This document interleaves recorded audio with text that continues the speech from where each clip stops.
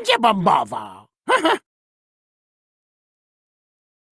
Podkręćcie to cacko i zobaczymy, co naprawdę potrafi. O, a co to dokładnie robi? Zaufaj mi, wiem, co robię. Jak w ogóle wygląda spalanie w tym cacku, co? O tak, nauka pachnie spalenizną. Zająć? Że niby czym zająć? Ktoś tu mówił o...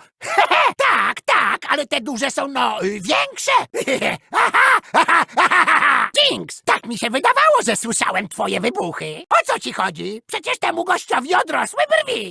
Dlatego nazywają to materiałem wybuchowym. Podpalić ląd! Wysadzić ich! Jasne! Wciągaj mój dym! Ląd się pali! Ląd się pali! Już leci!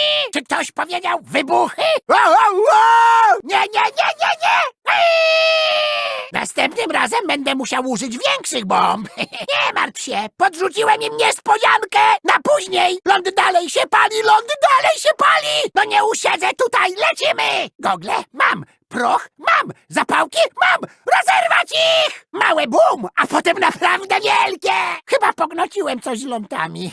Leci! Patrz! A to maleństwo nazywam dymem łańcuchowym. Ale urwał i wtedy bum! Podpalić ląd! O, nie mogę się doczekać, żeby zobaczyć, co to robi! Nadlatuje! Jedno duże bum już leci! Ależ to piękne! Jedna dla ciebie, jedna dla ciebie! Raz, dwa, kabum! Będzie bombowo!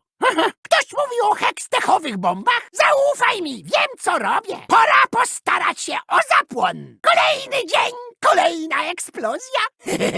Mam krótki ląd! Czujesz? Zapach spalenizny! No dalej! Czy liczy się coś oprócz wysadzania rzeczy? Nie! Jak ci się podobały te wybuchy? Bez obaw wziąłem własne fajerwerki! Bum, bum! Kabum!